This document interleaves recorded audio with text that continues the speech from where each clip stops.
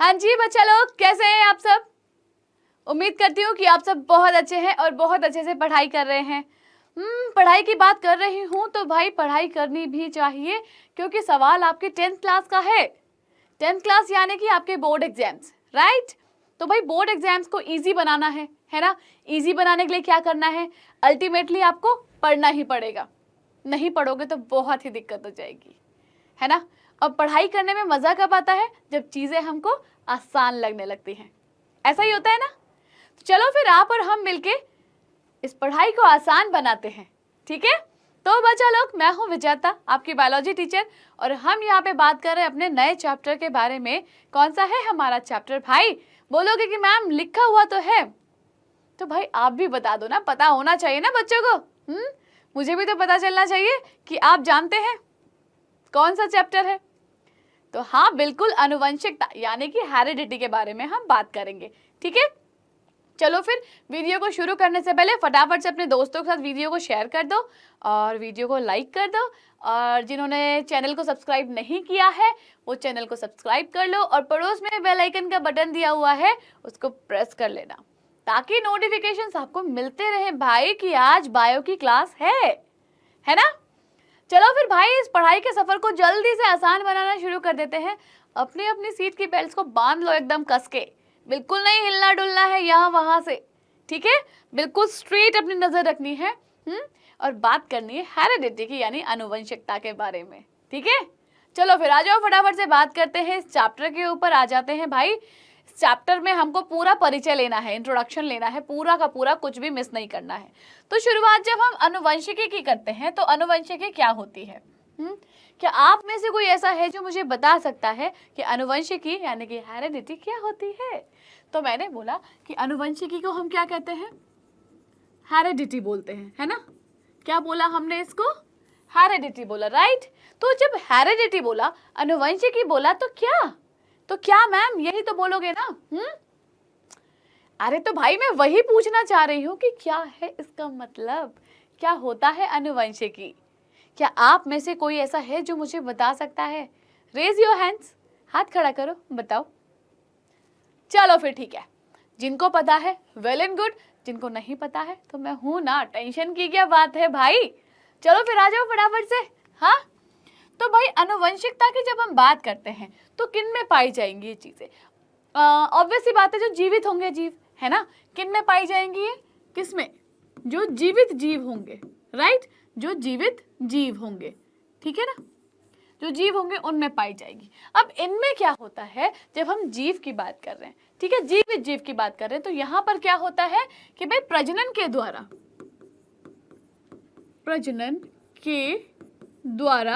क्या होता है, इनमें संतान उत्पत्ति, ठीक है। यानी कि ये लोग क्या करते हैं, रिप्रोडक्शन की प्रोसेस करते हैं अपने जैसे ही संतान बनाने के लिए। जैसे कि लास्ट क्लास में मैंने आपको बताया था कि रिप्रोडक्शन यानी कि प्रजनन या फिर जनन क्या होता है, कि भाई अपने जैसे ही संतान को बार बार अनेक बार बनाना, है ना। तो वो क्या कहलाता है, रिप्रोडक्शन कहलाता है, यानी कि प्रजनन या जनन, ठीक है। तो यहाँ पर इसी प्रजनन यानी रिप्रोडक्शन के द्वारा संतति की उत्पत्ति करना, यानी संतति को पैदा करना, ठीक है। अब जब संतति पैदा हो गई है, ठीक है, किससे पैदा हुई भाई? माँ और बाप दोनों से, माता पिता दोनों इंक्लूड है। तो यहाँ पर ये जो हम आनुवंशिकी की बात कर रहे हैं, ठीक है, तो आनुवंशिकी यानी कि भाई किसकी? जेनेटिक मटीरियल जो होता है, ठीक है। आनुवंशिकी में यहाँ क्या जेनेटिक मटीरियल की बात होती है, ठीक है, कि जेनेटिक मटीरियल क्या है। तो भाई जेनेटिक मटीरियल हमारा क्या है? डीएनए, है ना। डीएनए क्या होता है? D oxy ribose nucleic acid,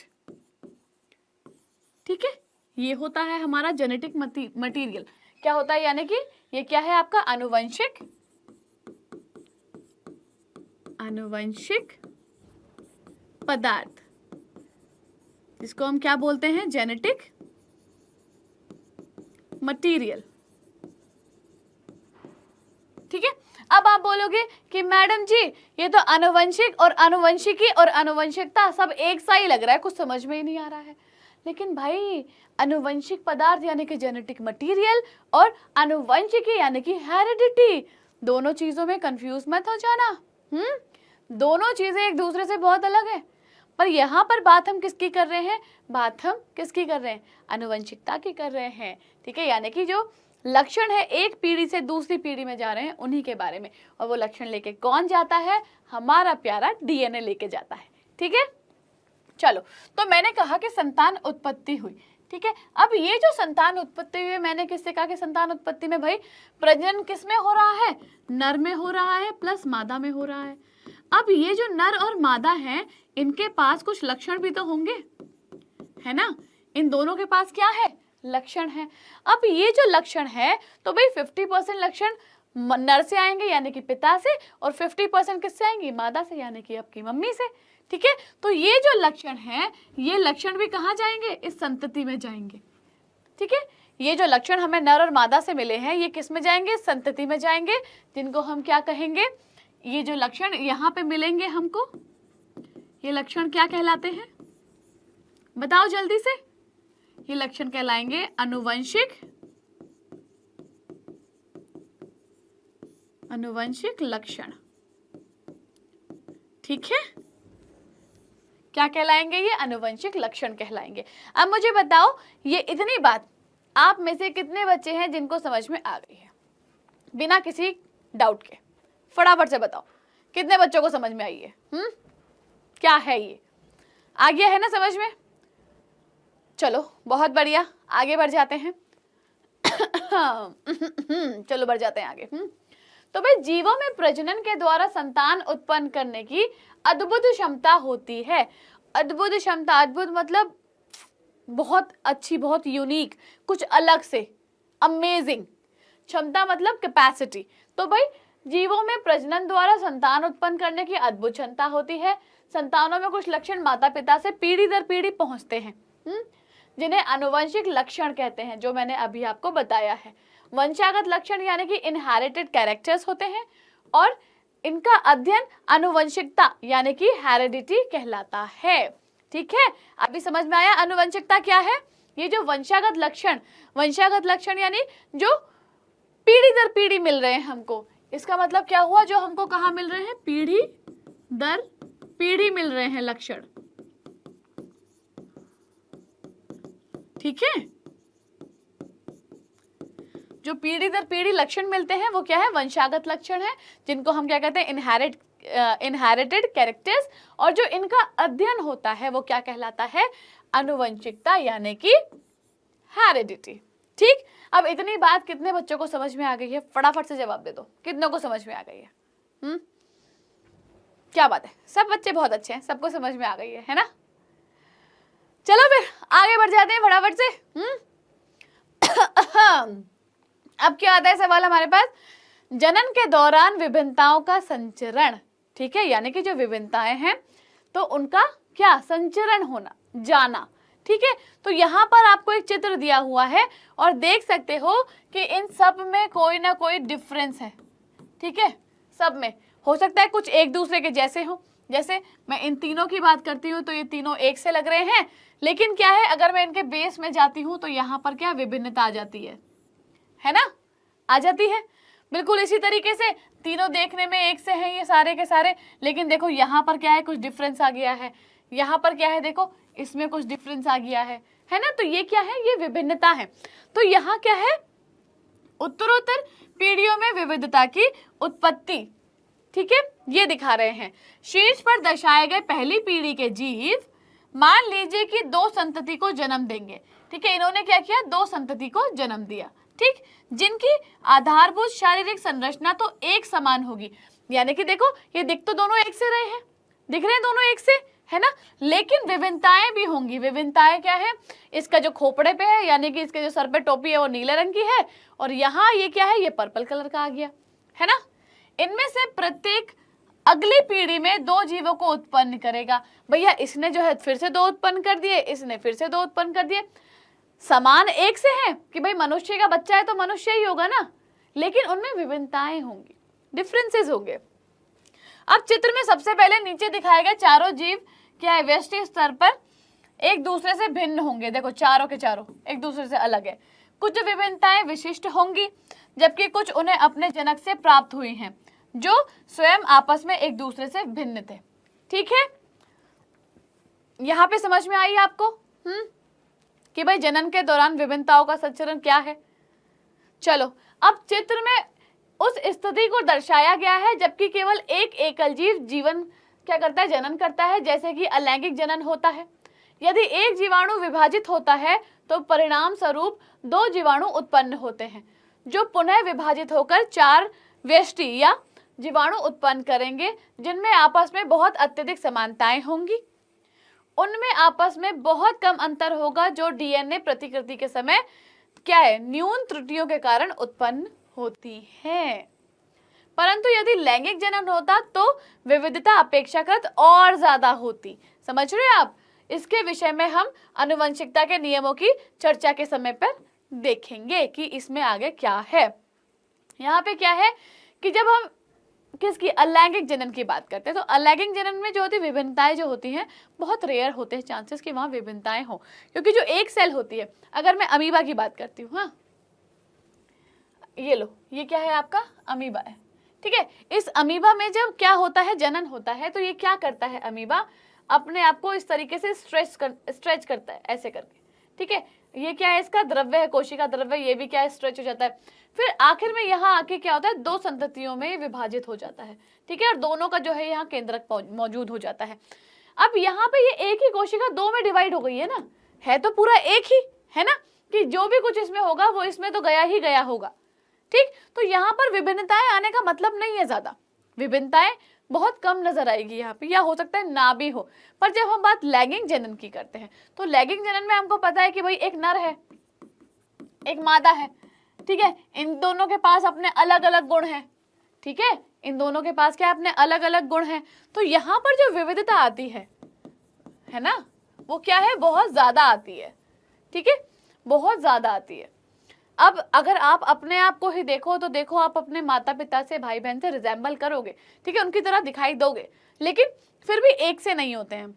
हमारे बाल अलग हो जाते हैं, या हमारे बोलने का तरीका अलग हो जाता है, हमारी कभी कभी हाइट अलग हो जाती है, कलर दूसरा हो जाता है, बहुत सारी चीजें। ठीक है, जिसकी वजह से विविधता बहुत ज्यादा हो जाती है। ठीक है चलो, अब आता है मेंडल जी का योगदान। मेंडल जी के बारे में बहुत कुछ सुना होगा आपने, हाँ सुना है। मेंडल जी कौन थे, बताओ जल्दी से, किस किस को पता है कि मेंडल जी कौन थे? जल्दी जल्दी हाथ ऊपर खड़े करो, किस किस को पता है कि मेंडल जी कौन थे? सबसे पहली बात याद रखो भाई, बहुत ही पूजनीय व्यक्ति हैं ये। ठीक है, अगर ये ना होते तो हमें तो पता ही नहीं चलता कि जेनेटिक्स होती क्या है ना। तो भाई इसीलिए जब भी किसी भी वैज्ञानिक का, साइंटिस्ट का नाम लो, या तो सर कह के बुलाओ या फिर जी करके लगाओ उनके नाम के आगे। ठीक है, मैम की इतनी सी बात मान लेना। चलो, तो जब हम मेंडल जी के योगदान की बात कर रहे हैं तो हमको पता होना चाहिए कि इनका नाम क्या है। इनका नाम है पूरा ग्रेगर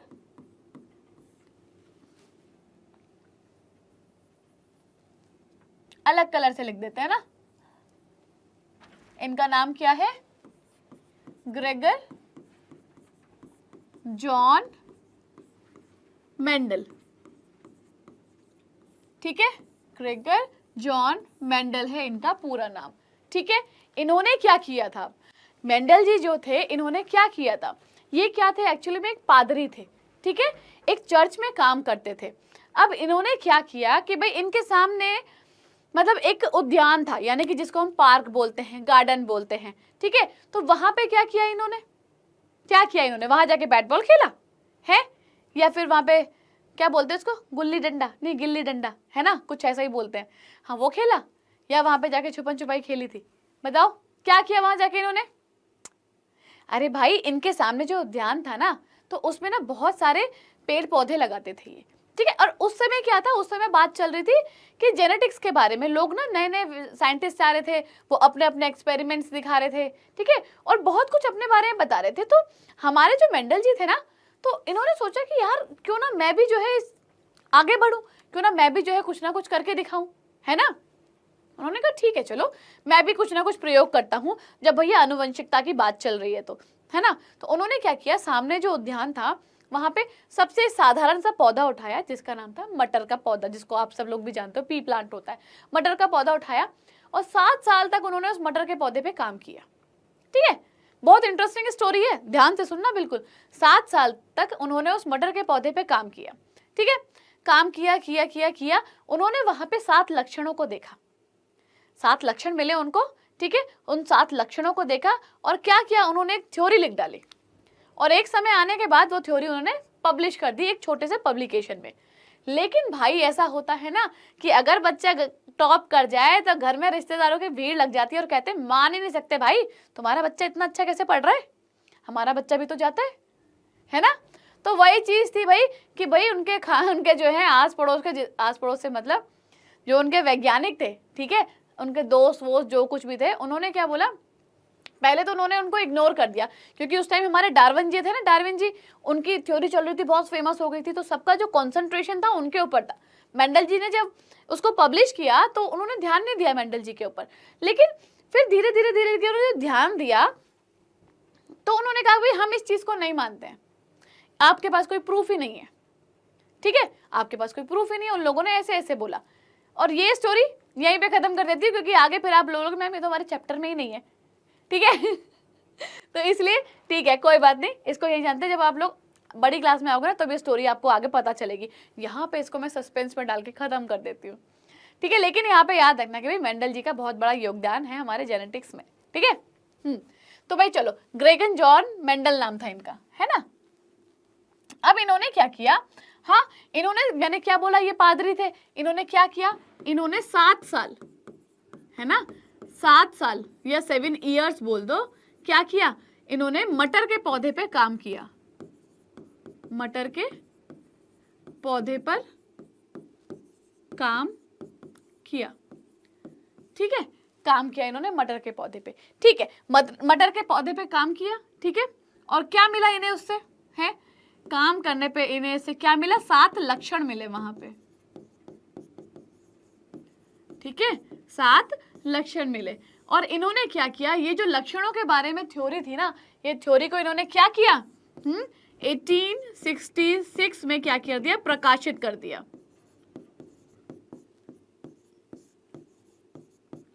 ठीक है,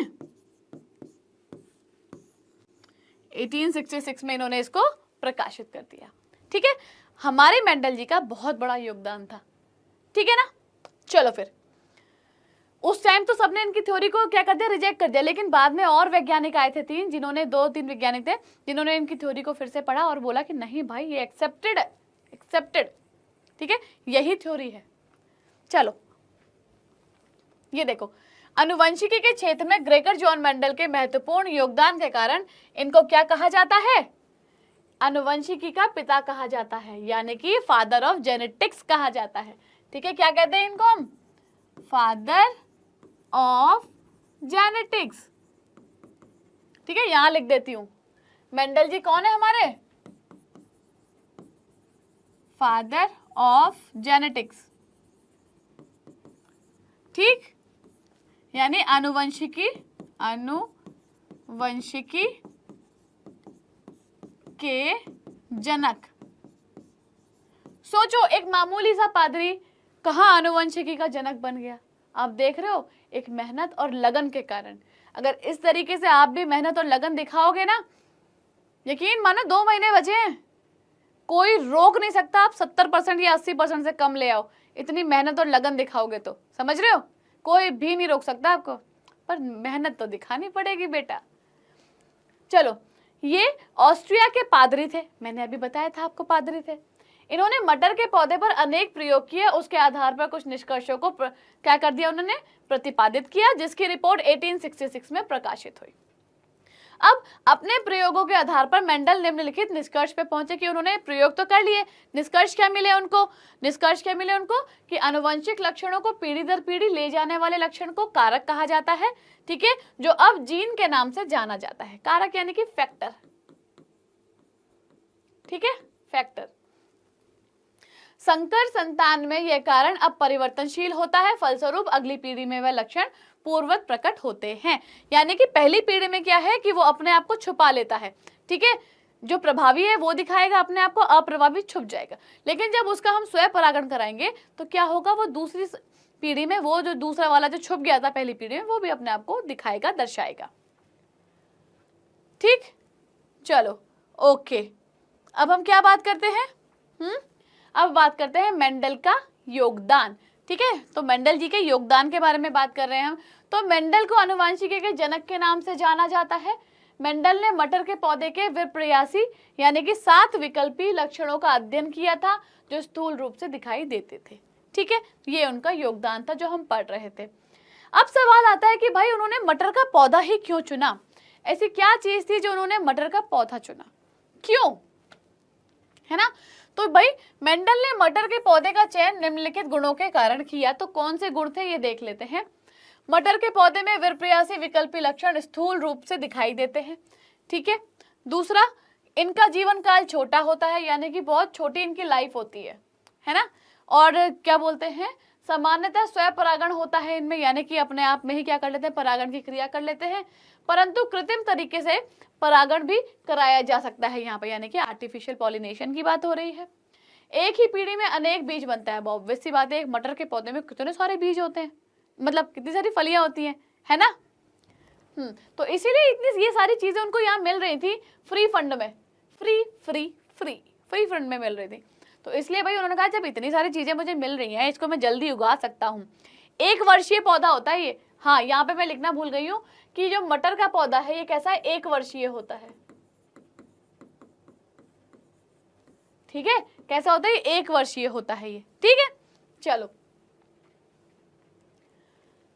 अब क्या, अच्छा ये आया है अब हमारे पास। हाँ, तो ये क्या है हमारा, मटर के पौधे में विप्रयासी लक्षण।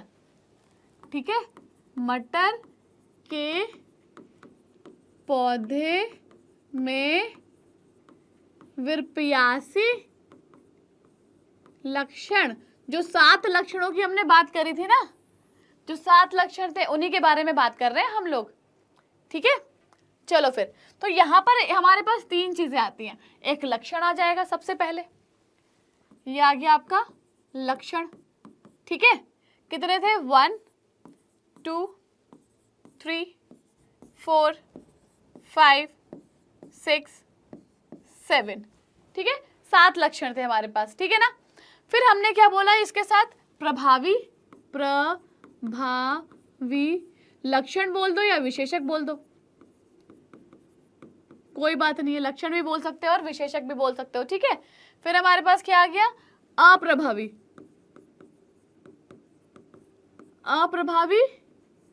विशेषक या फिर लक्षण बोल दो, कोई दिक्कत वाली बात नहीं है।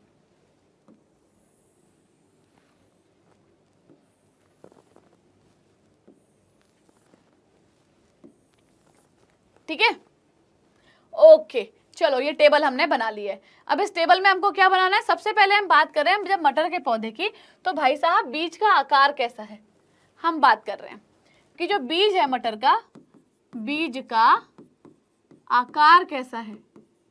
ठीक है, तो बीज के आकार की बात कर रहे हैं, तो बीज का आकार कैसा है भाई साहब, गोल है ना, गोल है। ठीक है, और दूसरा जो अप्रभावी था वो कैसा था, जो अप्रभावी था वो कैसा था, झुर्रीदार, ऐसे ऐसे ऐसे ऐसे। ठीक है, वो कैसा है, इस तरीके, झुर्रीदार था। दूसरा हमने क्या बोला, बीज का रंग,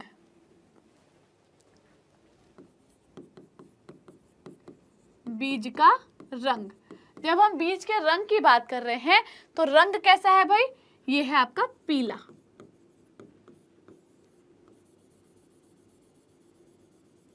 ठीक है,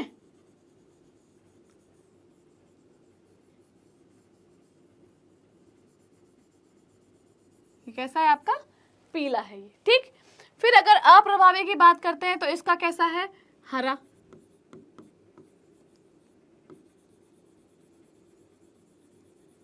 ठीक है, झुर्रीदार है और हरा है ये।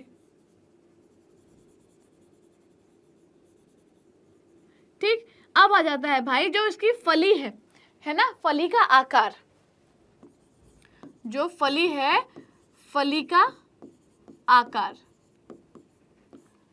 आकार आ गया, रंग, अच्छा फूल का रंग आ जाएगा, सॉरी पहले तो बीज का रंग आया है, अब आएगा फूल का रंग। I am sorry, I am sorry, I am sorry, ठीक है। अब क्या आ जाएगा, अब आएगा आपका फूल का रंग। अरे यार फूल का रंग अलग कलर से उठाते हैं।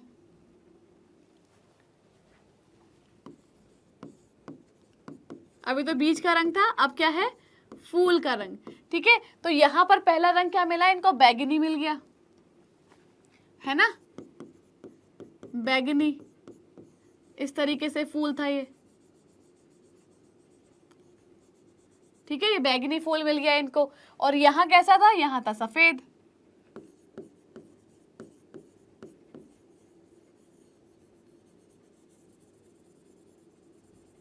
ठीक है, ये कैसा था, सफेद, ठीक है ना।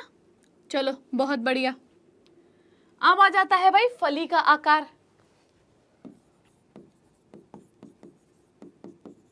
क्योंकि 7 है ना तो सातों के साथ तो पढ़ना ही है ना। अब आता है फली का आकार, तो फली के आकार की बात करते हैं तो फली कैसी थी इसकी, इस तरीके से, ठीक है। ये क्या है, फली है, ये कैसी है, फूली हुई है। इसकी कैसी थी, सिकुड़ी हुई, सिकुड़ी हुई। ये लग नहीं रही ना कि सिकड़ी फूली हुई है, ये ऐसा लग रहा है कि हेल्दी होगी कितनी, ठीक है ना। फली ऐसे हो गई, चलो ये हो गई। अब आ जाता है फली का रंग, है ना। फली का रंग कैसा है, फली का रंग, ठीक है ना। फली का रंग कैसा है भाई, अब इसका तो हरा है और इसका पीला है ना। ये कैसा है, अयो ये क्या है, पीला, ठीक है। जो है ना सुकड़ी हुई, कैसी है, पीली है ये, ठीक है ना। और ये कैसी है, ये हरी, हरा रंग है इसका। फिर आते हैं पुष्प की स्थिति।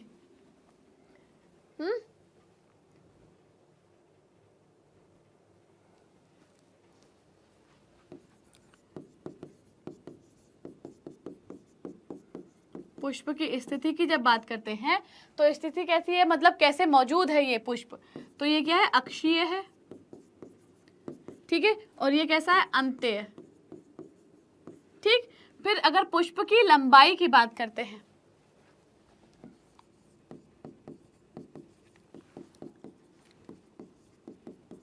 तो भाई ये जो प्रभावित था कैसा था, लंबा था, ठीक है। और ये कैसा था, बौना था, ठीक है। ये सातों के सातों लक्षण आप लोगों को समझ में आ गए, है ना। बताओ आगे समझ में, अरे बताओ मेरे बच्चों, मेरे प्यारे लाल, हैं आगे समझ में। चलो बिल्कुल ऐसा ही बनाना है, जब अगर आएगा बनाने के लिए 7 विपर्यासी लक्षण दिखाने तो बिल्कुल ऐसे ही बनाओगे, प्यारे प्यारे सुंदर सुंदर तरीके से, ठीक है ना। ओके चलो, ये देखो बीज का आकार गोल है, झुर्रीदार है, रंग पीला है, हरा है, फूल का रंग क्या है, बैगनी है, सफेद है, फली फूली हुई है, यहाँ सिकुड़ी हुई है, फली का रंग हरा है, यहाँ पीला है। स्थिति देखो अक्षीय है, अक्ष से है मतलब, और ये क्या है, अंतः, ठीक। और ये क्या है, लंबा है, और ये क्या है, बौना है, यानी कि छोटा है, ठीक है। ये सारी चीजें आपको क्लियर हो गई हैं, है ना। बना के इसीलिए दिखाइए ताकि कंफ्यूजन नहीं होना चाहिए बिल्कुल भी, ठीक है। एक एक चीज देखो बना के दिखाइए ना, सारी चीजें मैच करेंगी, ठीक है। कंफ्यूजन नहीं रखना है बिल्कुल भी, हाँ चलो ठीक है।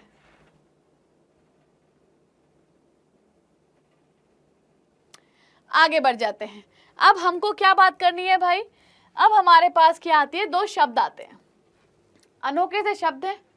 आ रहे उससे पहले एक और चीज कि उसको जो मैंने बनाया है ना, इसको आप ऐसे भी लिख सकते हो, ठीक है, क्योंकि ऐसे बनाना टफ रहेगा ये वाला जो है, ठीक है ना। या तो ऐसे बना दो इसको आप, ठीक, ऐसे बना दो, या ऐसे लिख दो, दोनों ही ठीक है, कोई दिक्कत वाली बात नहीं है ना। चलो अब हमारे पास आते हैं दो शब्द, कौन से आते हैं, एक आता है आपका मोनोहाइब्रिड, मोनोहाइब्रिड, ठीक है, एक शब्द तो ये आ जाता है आपका, दूसरा क्या आता है आपका डाइहाइब्रिड।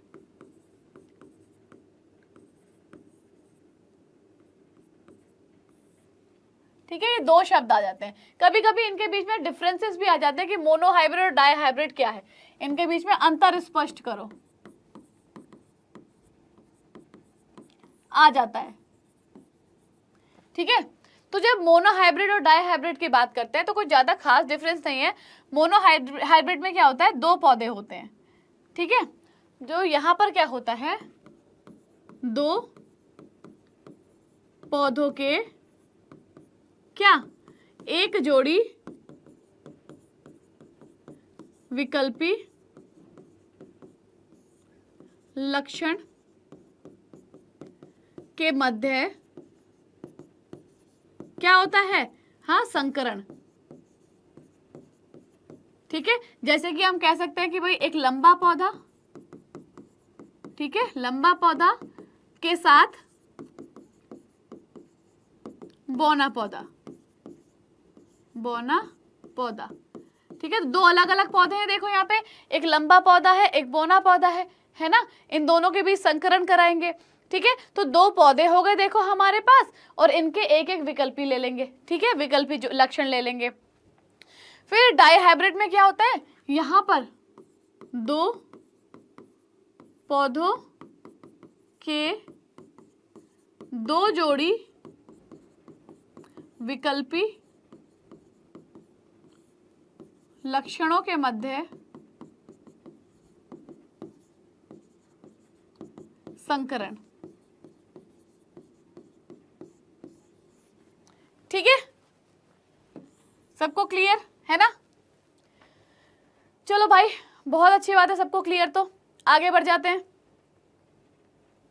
देखो एकल संकरण यानी कि मोनोहाइब्रिड, ठीक है, मोनोहाइब्रिड था ना, हाँ सही है।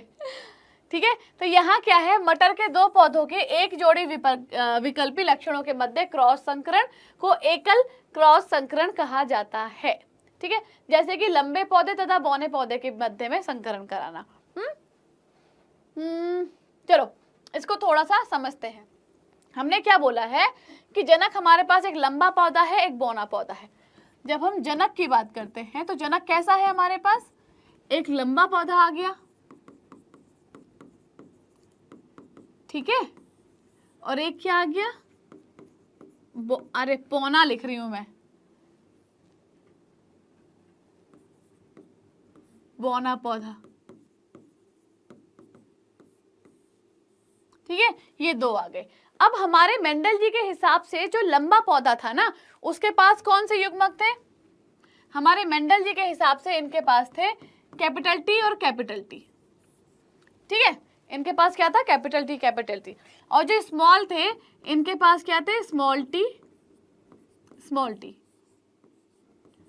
ठीक है, इनके पास थे स्मॉल टी स्मॉल टी। अब जब यहाँ पर हमने युग्मक बनाने का कार्यक्रम चालू किया, ठीक है, हमने यहाँ पर जब युग्मक बनाया तो युग्मक में हमको क्या मिल गया, ये दोनों अलग अलग हो गए युग्मक। ठीक है, दोनों अलग अलग हो गए, और ये क्या हो गए, ये भी अलग अलग हो गए। ठीक है, अब इनके बीच क्या हो गया भैया, इनके बीच क्रॉस हो गया। जब क्रॉस हुआ तो क्या मिला, पहले इन दोनों के बीच में हुआ, फिर इन दोनों के बीच में हुआ, तो यहां हमको क्या मिला, क्या मिल गया हमको, बताओ बताओ भाई जल्दी, क्या मिल गया हमको यहाँ पर, कौन बताएगा। देखो कैपिटल टी दोनों में आया, दोनों में आ गया, क्योंकि दोनों में था, इसमें भी था और इसमें भी था। अब यह स्मॉल टी इन दोनों में है, तो यहाँ क्या आ जाएगा, स्मॉल टी स्मॉल टी। ठीक है, फिर जब अगर मैं अब इसकी इससे कराऊंगी, नहीं किससे करा रही हूं मैं भाई साहब, कहाँ गया पेन, हाँ, फिर अरे यार वही मैं बोलूं कि गड़बड़ क्यों हो गई है, बताते भी नहीं हो।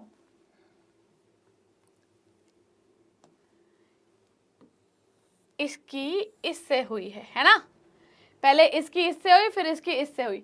ओके, अब क्या होगी, अब जो ये है इसकी पहले इससे होगी, ठीक है, फिर इसकी इससे होगी। क्या मिला हमको, हाँ कैपिटल टी यहाँ पे भी था, ठीक है, और यहाँ पे भी आएगा, ठीक है, और यहाँ क्या आएगा दूसरे में हमारे पास, हाँ जब हमने इन दोनों की कराई है, इसकी इससे और इससे, तो क्या मिला, स्मॉल टी, स्मॉल टी, यही मिल गए। यानी कि भाई यहाँ जितने भी पौधे हुए थे, तो जो F1 जनरेशन आई थी हमारी, जो F1 पीढ़ी थी, इसमें क्या थे, इसमें सारे लंबे पौधे थे, ठीक है, सब में क्या था, सारे के सारे लंबे पौधे थे। ये ऐसे कैपिटल टी स्मॉल टी क्या है, ये सारे के सारे लंबे पौधे हैं, ठीक है। इतनी बात कितने बच्चों को क्लियर हुई, बताओ। चलो अब इसका क्या कराते हैं, हम स्वयं परागण कराते हैं, जिसके लिए मेरे पास पेज कम पड़ गए हैं, तो मेरे को ना एक पेज उठाना पड़ेगा। यहाँ पे,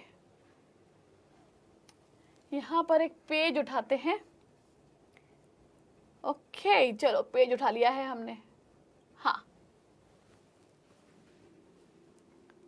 अब हमने F1 इंटू F1 करवाया, यानी कि स्वयं परागण, F1 इंटू F1, जिसको हम क्या कहते हैं, स्वयं परागण, ठीक है, सेल्फ पॉलिनेशन या सेल्फ क्रॉस बोलेंगे, ठीक है, सेल्फ पॉलिनेशन, सेल्फ क्रॉस कराएंगे यहाँ पे। तो यहाँ पे हमको क्या मिले, लंबा और बौना पौधा दोनों हमारे पास, लंबा पौधा, इस लंबे पौधे के पास क्या थे, कैपिटल टी स्मॉल टी, ठीक, दूसरा था हमारे पास बौना पौधा,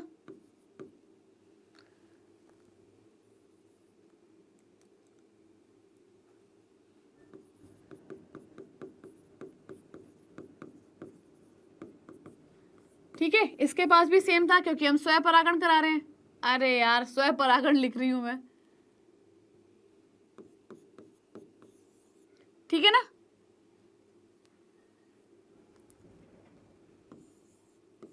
चलो तो हमको यहाँ पे क्या,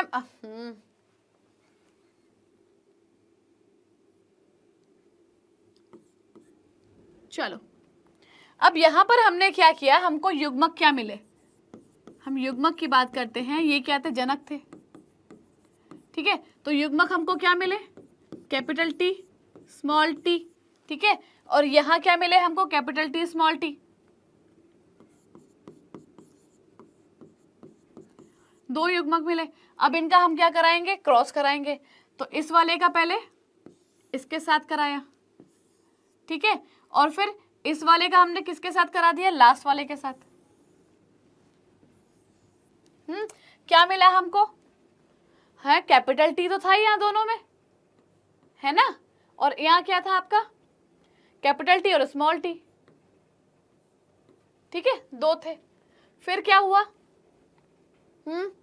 अब इसका इसके साथ कराया, इसका इसके साथ कराया, क्या मिला अपने को, हाँ ये क्या था, स्मॉल टी था, इधर भी स्मॉल टी और इधर क्या बोलते हैं स्मॉल टी। अब येलो उठाया, अब इसका इसके साथ हुआ तो कैपिटल टी आ गया, इसका इसके साथ आ गया तो भैया स्मॉल टी आ गया यहाँ तो। अरे बाप रे, यहाँ क्या बदलाव आ गया भाई, है। तो यहाँ पर हमको क्या पता चला कि ये और ये तीनों क्या थे, तीनों क्या थे, ये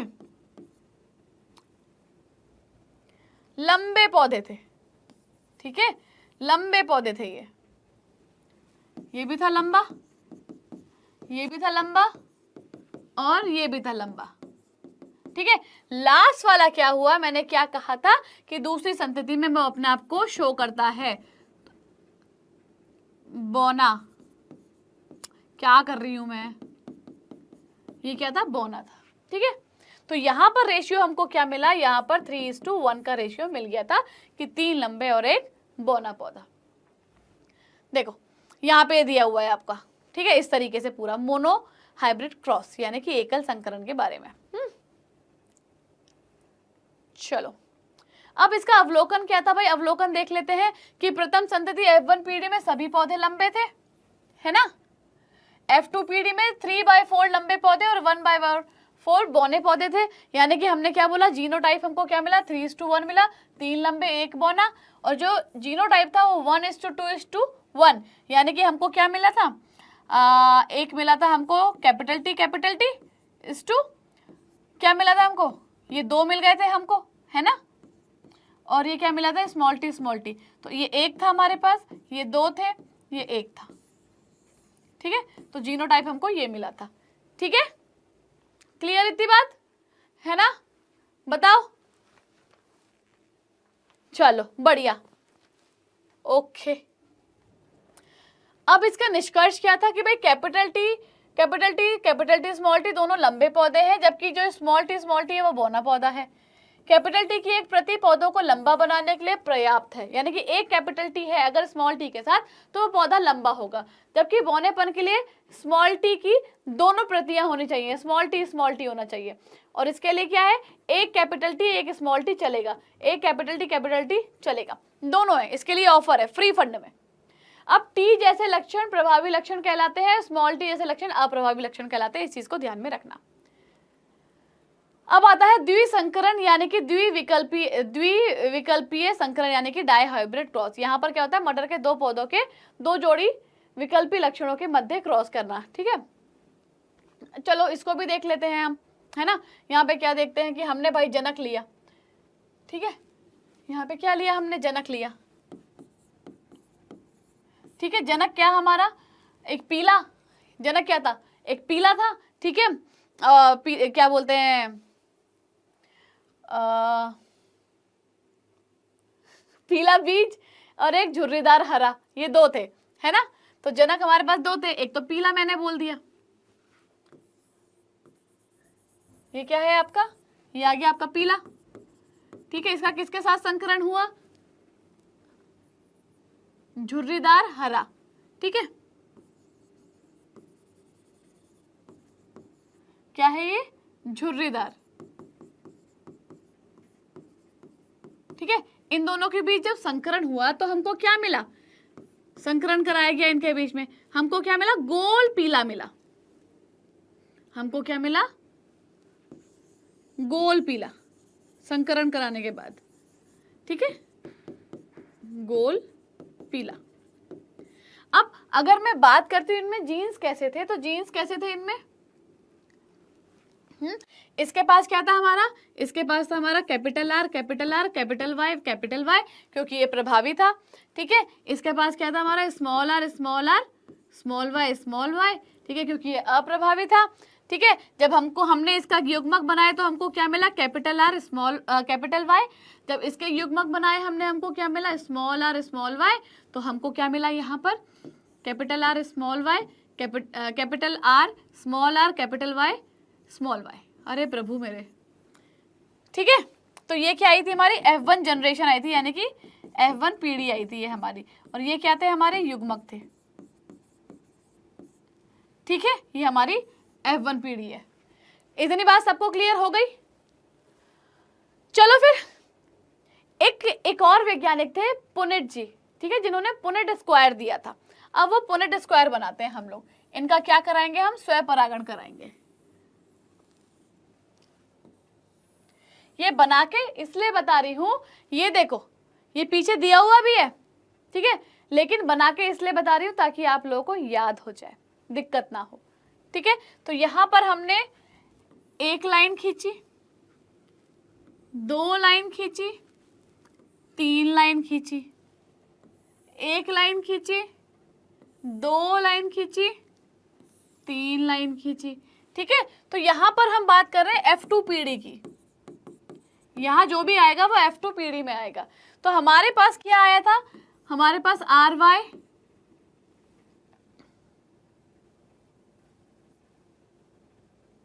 ठीक है, यहां पर आर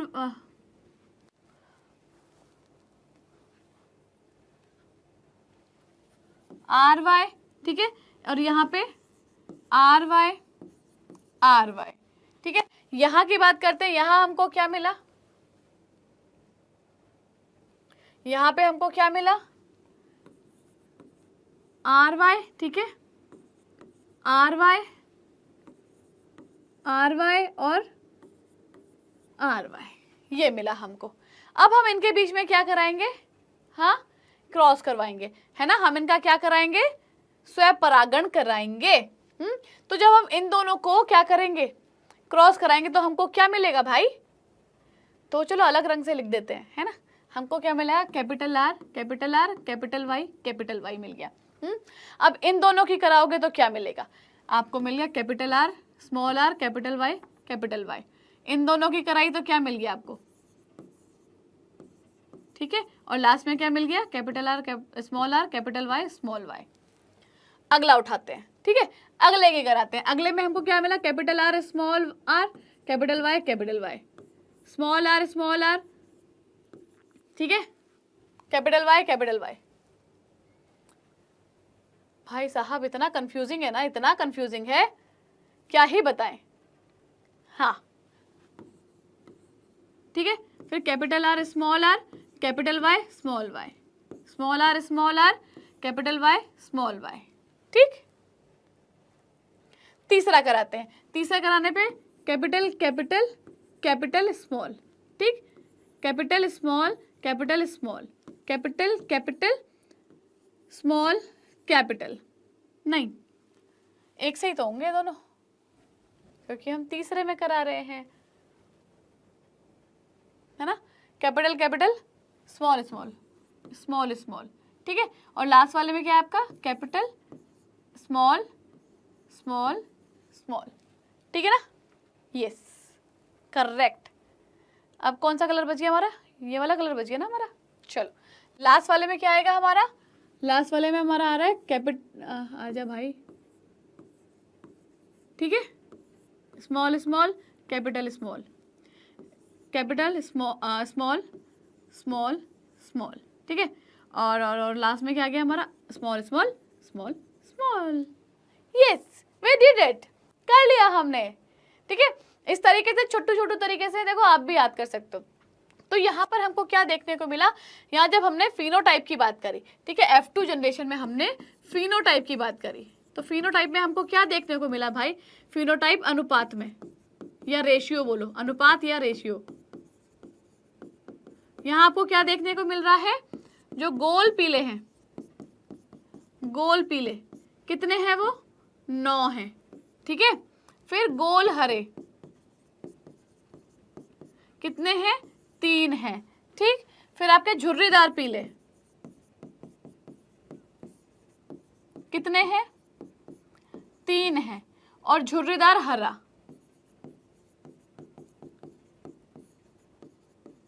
कितना है, 1 है।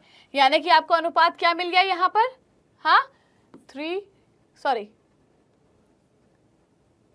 9:3:1, ठीक है। इतनी बात समझ में आ गई आप लोगों को, छोटू सा था बिल्कुल, मजा आ गया ना सीखने में, है ना। पहले इसकी इससे करा दो, ठीक है, इसकी उससे करा दो, इसकी उससे, चाहे पहले इसकी इससे कराओ, इसकी इससे कराओ, ठीक है, इसकी इससे कराओ, इसकी इससे कराओ, कोई दिक्कत नहीं है, सेम रिजल्ट ही आएगा चाहे कैसे भी कराओ। ये देखो, अब यहाँ क्या था, देखो हमने गोल पीले कितने मिल गए, ये मैंने बता दिया, गोल पीले बीज 9 है, गोल हरे बीज 3 है, झुर्रीदार पीले बीज 3 है, झुर्रीदार हरे बीज 1, ठीक। अब लक्षण अपने आप को किस प्रकार व्यक्त करते हैं, एक सवाल आता है। तो हमको पता है कि भैया कोशिका होती है एक, ये क्या है आपकी कोशिका है, इस कोशिका के अंदर क्या है, ये केंद्रक है, केंद्रक के अंदर क्या है, ये गुणसूत्र है, और इस गुणसूत्र के अंदर मैं डीएनए अलग कलर से दिखा दूंगी बस, ये रहा आपका डीएनए, ठीक है, डीएनए, ठीक।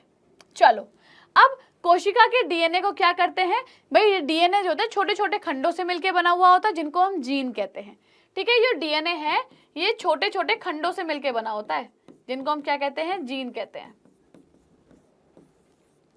ठीक है ना। तो यहाँ जो जीन है डीएनए की रचनात्मक और क्रियात्मक इकाई है, ये क्या है, सूचना का स्रोत है, यानी कि सारी की सारी जो इन्फॉर्मेशन होती है वो इन्हीं के अंदर होती है भाई, बहुत काम की चीज है। और ये क्या करते हैं, प्रोटीन संश्लेषण करते हैं। ठीक है, इस तरीके से ये अपने आप को व्यक्त करते हैं। प्रोटीन विभिन्न लक्षणों की अभिव्यक्ति को नियंत्रित करती है। ठीक है, यह करता है जैसे एंजाइम और हार्मोन को। तो जीन टी प्रभावी लक्षण है कैपिटल टी, तो एंजाइम की दक्षता से कार्य करना, फिर पर्याप्त मात्रा में हार्मोन बनाना और लंबे पौधों को पैदा करना। फिर अगर स्मॉल टी की बात करें, अप्रभावी था, तो एंजाइम का कम दक्षता से कार्य करना, अपर्याप्त मात्रा में हार्मोन बनाना, और जिसकी वजह से पौधे कैसे हो गए, बौने हो गए। ठीक है, तो ये है रीजन। अब बात करते हैं लिंग निर्धारण की। ठीक है, लिंग निर्धारण क्या होता है, पहले मुझे बता दो कि जितना मैंने अभी तक पढ़ा दिया है यहां तक सबको समझ में आ गया है, या मैं से बोले जा रही हूं है लगातार इतनी देर तक बोलना, ओ माय गॉड है, बताओ जल्दी, आ गया समझ में? चलो बहुत बढ़िया। फिर लिंग निर्धारण की बात करते हैं, यानी कि सेक्स डिटर्मिनेशन की बात चल रही है यहां पर। हाँ, सेक्स डिटर्मिनेशन, पता करना, मतलब कि लड़का है या लड़की है। यहां पर सेक्स डिटर्मिनेशन या लिंग निर्धारण का यही मतलब है। तो भाई यहां पर हमको पता है कि दो तरीके के मनुष्य होते हैं। जब हम मनुष्य की बात करते हैं तो मनुष्य कैसे हैं, दो प्रकार के। ठीक है, देखो ध्यान से समझना, बहुत ज्यादा इंपॉर्टेंट है। ठीक है, लिंग निर्धारण ये बहुत ज्यादा इंपॉर्टेंट है, इसको एग्जाम्स के मायने में भी। एक आपका नर आ जाता है,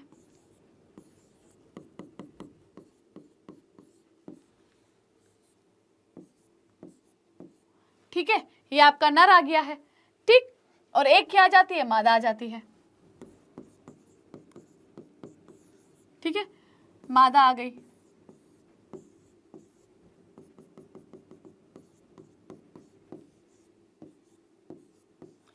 ये आपकी मादा हो गई है। देखो दोनों कितने खुश हैं, है ना, परिवार बसने वाला है इनका, क्योंकि खुश हैं दोनों। चलो, अब ये नर है, वो मादा है। अब भाई हमें पता है कि नर के पास क्या होता है, नर के पास युग्मक क्या है। जब हम युग्मक की बात करते हैं, युग्मक, हम युग्मकों को लेकर आते हैं, तो नर के पास क्या आ जाते हैं हमारे, XY। अयो गलत हो गया, रुको एक मिनट, है ना, नर के पास क्या है हमारा, रुको रुको रुको, शुक्राणु। ठीक है, और मादा के पास क्या है हमारे, अंडाणु, या अंडा बोल दो, कोई दिक्कत नहीं है। शुक्राणु में मतलब हमारे पास यहाँ पर क्या है, शुक्राणु का मतलब यहाँ पे हमारे पास क्या है, XY है हमारे पास यहाँ पर, और यहाँ पर क्या है, XX। ठीक है, यहाँ पर क्या है, XX। चलो मान लेते हैं, आगे बढ़ जाते हैं। अयो चलो, अच्छा ऐसा हो गया क्या, कोई बात नहीं, हम इसको यहां लेकर आ जाएंगे। ठीक है,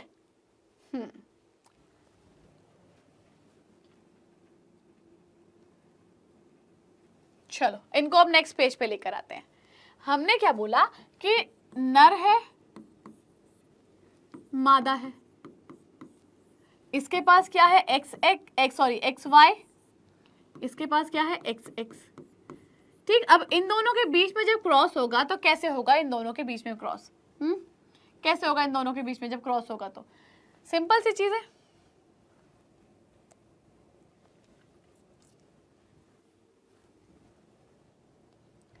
ये वाला X पहले इस X से मिलेगा, ये वाला Y इस वाले X से, तो हमको क्या मिला, XX मिल गया, यहाँ पे XY मिल गया।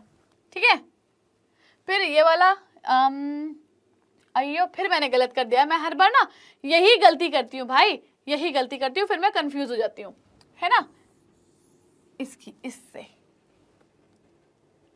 चलो अब क्या हुआ, इसकी इससे कराऊंगी, XX मिल गया हमको, और इसकी इससे करवाऊंगी, XY मिल गया हमको।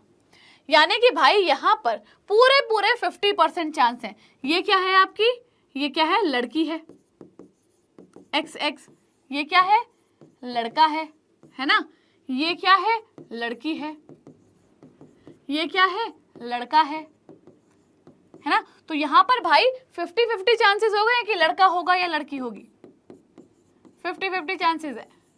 और इसके साथ साथ यहाँ पे समझने वाली बात ये भी है भाई कि लड़के के लिए कौन रिस्पॉन्सिबल होता है, नर होता है, मादा नहीं होती है। बेचारी मादा के पास तो दोनों एक्स एक्स है ना, नर के पास है एक्स वाई, रिस्पॉन्सिबल कौन है, नर है। तो अगर आपके आसपास में आप देखते हैं कि किसी औरत को इस तरीके से कहा जाता है कि भाई लड़का पैदा करो, तो बोलो नहीं भाई ये चीज़ गलत है। हम साइंस के स्टूडेंट हैं, हम बायो के स्टूडेंट हैं, हमें मालूम है कि भाई जो लड़का पैदा करने के लिए जो रिस्पॉन्सिबल होता है वो नर होता है, मादा नहीं होती है।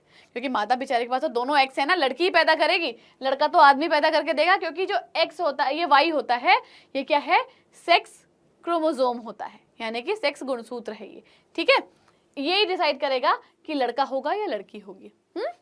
चलो थोड़ा सा लिख लेते हैं, समझ लेते हैं कि भाई मानव में अधिकतर गुणसूत्र, जब यहाँ पे हम बात कर रहे हैं तो भाई मानव में अधिकतर गुणसूत्र क्या है, हाँ क्या है, माता और पिता के गुण सूत्रों के प्रतिरूप होते हैं, प्रतिरूप होते हैं। पहली चीज तो ये आ गई हमारे पास। दूसरी क्या है, जब हम गुणसूत्रों की बात कर रहे हैं यानी क्रोमोसोम्स की बात कर रहे हैं, तो कितने होते हैं, 22 जोड़े होते हैं। कितने होते हैं गुणसूत्र, 22 जोड़े, ठीक है। आप बोलो कैसे भाई 23 जोड़े होते हैं, तो बताएंगे, थोड़ा सब्र करो, ठीक है। और इसके साथ साथ 22 क्या है संख्या में, ये क्या है संख्या में, ठीक है, 22 जोड़े होते हैं। और एक कैसा होता है, और एक जो होता है वो क्या है, वो लिंग गुणसूत्र है, ठीक है, वो क्या है, लिंग गुणसूत्र है। 22 जोड़े जो है संख्या में वो नॉर्मल रहेंगे, है ना, और एक क्या होता है, वो लिंग गुणसूत्र है, ठीक है। यानी हम किसको क्या बोल रहे हैं, वाई क्रोमोसोम की बात कर रहे हैं यहाँ पर। चलो फिर भाई जब हम स्त्री की बात करते हैं, जब हम स्त्री की बात करते हैं तो स्त्री में गुणसूत्र का पूर्ण युग्म होता है। मतलब कि दोनों जो गुणसूत्र हैं वो क्या है, दोनों गुणसूत्र X होते हैं, ठीक है, दोनों गुणसूत्र क्या है, X होते हैं। हाँ वही जब मैं कितना हो गया अब इसका, हाँ नर की बात करती हूँ। नर में क्या होता है, नर में जो जोड़ा होता है वो क्या है, परिपूर्ण होता है, परिपूर्ण जोड़ा नहीं है, जिसमें क्या हो रहा है,